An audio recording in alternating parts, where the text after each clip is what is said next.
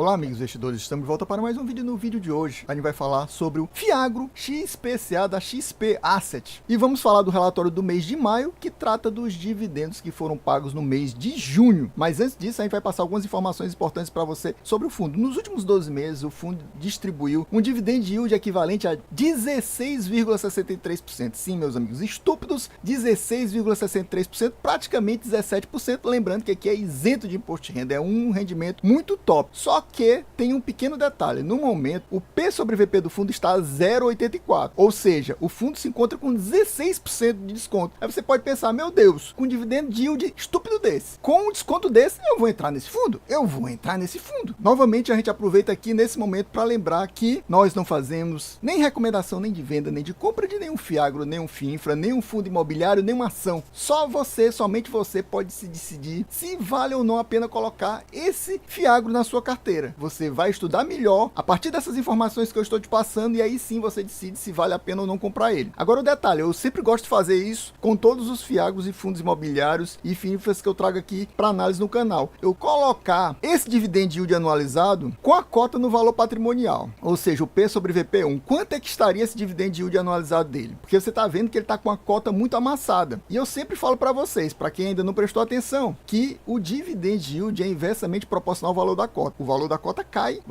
cai, o dividend yield sobe. Então é isso que está acontecendo. Então, trazendo a cota para o valor patrimonial, como eu gosto sempre de trazer para vocês, esse dividend yield cai de 16,60% para apenas 14%. Ou seja, nesse momento, se a gente considerar isso, esse yield está baixo.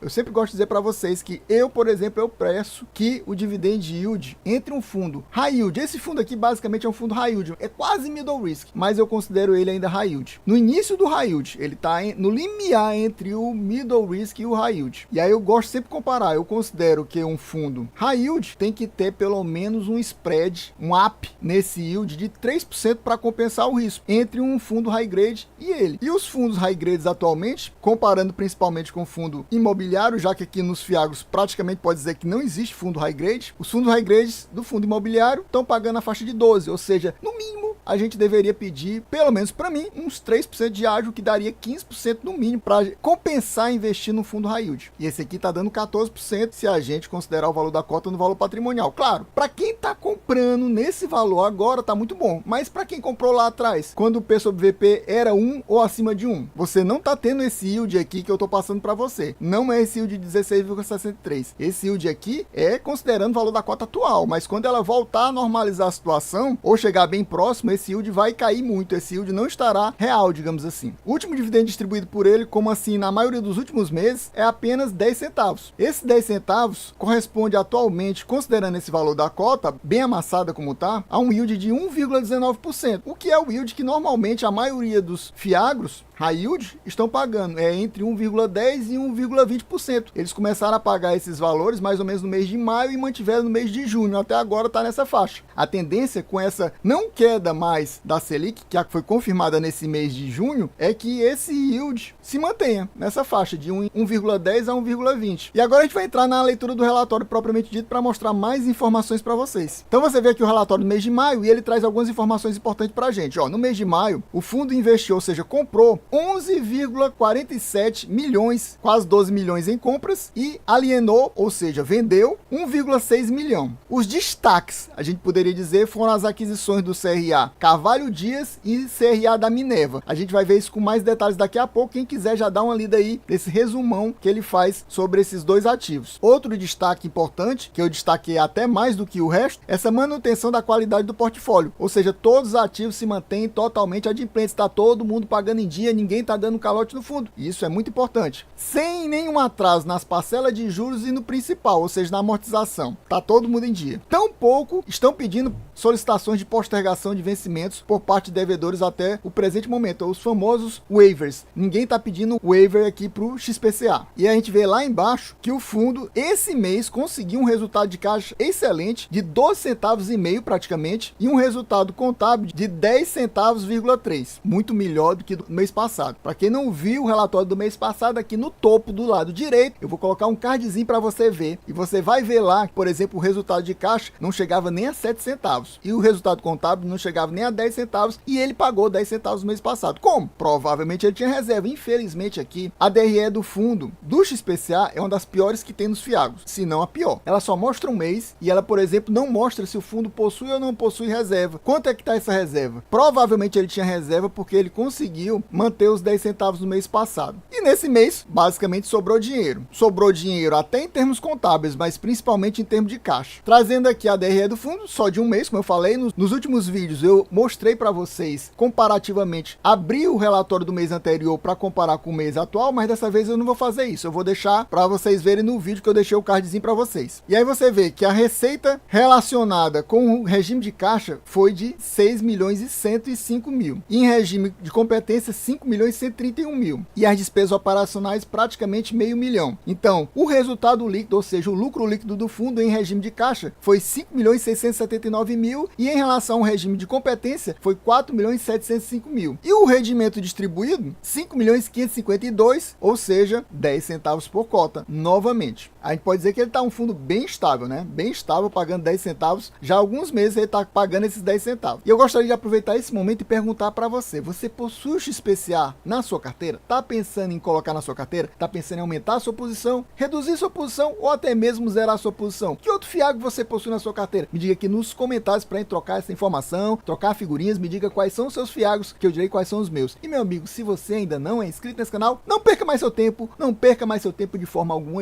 Já se inscreve agorinha mesmo. Já deixa aquele likezão, já ativa o sininho, já comenta aqui para ajudar a gente bater a meta de 1000 views. Sim, 1000 views, porque esse fundo aqui é um dos que dá mais retorno em views e a gente tem que pedir mais views exatamente para provar que ele realmente merece estar aqui no topo do nosso canal. Então, 1000 views, sim, se o vídeo der 1000 views até mais ou menos o final do mês que vem, traremos mais uma vez, mais uma leitura do relatório, no caso do mês de junho, no final do mês de julho aqui do XPCA da XPA7. Então fique com a gente, ajude a gente a bater essa meta para a gente voltar a trazer a leitura desse relatório no final do mês que vem. Essa informação aqui eu trago normalmente todo o relatório, vou passar rapidamente. Então, no caso aqui, para quem não lembra, o fundo é basicamente, assim como a maioria dos fiagos, um fundo muito mais atrelado a CRAs. A maioria dos fiagos é assim. Esse aqui não deixa de ser. Cerca de 88% da carteira é CRA, mas ele também tem um pouquinho de FDIC Fiagro, cerca de 8%. E ainda tem um pouquinho de dinheiro em caixa, no caso, cerca de 17 milhões. E outro detalhe que é importante trazer para vocês é mostrar que ele também, como a maioria dos fiagos, é um fundo basicamente indexado a CDI. Então é muito importante essa não queda da Selic, para manter o patamar alto da Selic e trazer mais retorno para o fundo. Então, no caso, ele é 91% indexado a CDI e apenas 9% indexado ao IPCA. Aqui a gente traz um comentário rapidinho para complementar aquela informação que a gente trouxe das compras que o fundo fez. Então, o fundo adquiriu 5,88 milhões, que lá em cima não falava, do CRA da Carvalho Dias 2 e 5,59 milhões do CRA da Minerva. E vendeu 1,6 milhão do CRA ACP2, que a gente vai ver daqui a pouquinho ele aqui na carteira do fundo. Esse CRA da Carvalho Dias foi uma taxa de CDI mais 5%, que é uma taxa high yield, e o CRA da Minerva foi IPCA mais 7,62%, que é uma taxa high grade. Normalmente, a Minerva faz parte do portfólio de vários e vários fiagos, sempre com a taxa high grade, exatamente porque é uma empresa muito forte e é uma empresa que tem rating AAA. Então, essas empresas, elas não aceitam pagar altas taxas de juros, eles sempre pagam taxas baixas. E normalmente é uma taxa ligada a IPCA e é uma taxa high grade, como eu falei para vocês. E se você quiser ler, você dá uma pausa aí, esse resumo sobre cada um desses tipos de ativo, essas empresas. E aqui a gente chega na carteira do fundo, no portfólio do fundo. Aqui do lado você vê o tipo de ativo. Você percebe que a maioria é CRA, mas temos uns FDIC Fiagro, que a gente mostrou lá em cima. Quase 8% da carteira é FDIC Fiagro. Tá aqui, esse OPI, o Terra Magna e o MAV são os FDIC Fiagro que o fundo possui. O resto é CRA. Destaquei também aqui os principais devedores, o top 4 devedores, que são a ACP, a FSBio, a BVAP e a AgroGalaxy. Eu vou tirar essa marcação aqui para mostrar para vocês quais são os percentuais de cada um desses devedores. Temos aqui a ACP, porque tem a ACP1 e a ACP2. Eu estou juntando tudo num pacote só. equivale a 8,8 do patrimônio líquido. Não é aquele negócio assim exagerado, muito alto, mas como eu sempre falo para vocês, o ideal seria até 5%. Aqui já está chegando na faixa dos 9%, já é algo mais arriscado, mas também não é nada de muito absurdo. A FS Bio já é um devedor maior, é o maior devedor da carteira do fundo. São 2 CRAs e o total do patrimônio líquido investido nesse devedor é 9,4% da carteira do fundo. A BVAP também possui 2 CRAs e o total investido nela é 7%. Desses top 4 é o que deve menos. A AgroGalaxy são 3 CRAs e no total 7,8% do patrimônio investido na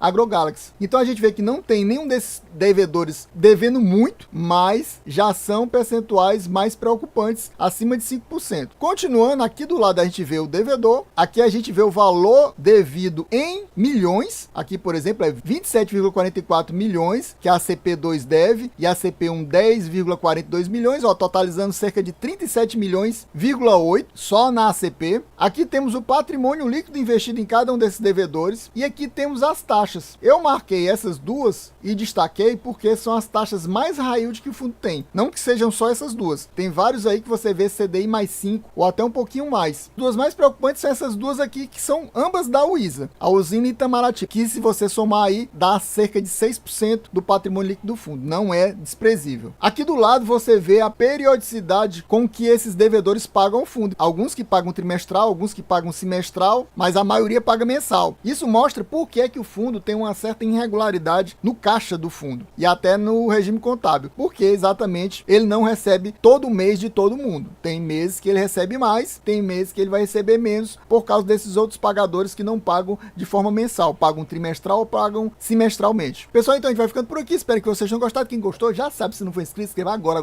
mesmo, já deixa aquele likezão, já comenta aqui para ajudar a gente a bater a meta de 1000 views. Sim, 1000 views, porque esse fundo aqui é um fundo top aqui do canal, e se a gente bater essa meta de 1000 views, mais ou menos no finalzinho do mês que vem, no mês de julho, estaremos trazendo um relatório do mês de junho aqui do XPCA11 da XP Asset. E aproveite que embaixo tem mais um vídeo para você acompanhar o canal e ficar sempre bem informado. É isso aí, valeu, até a próxima e fui!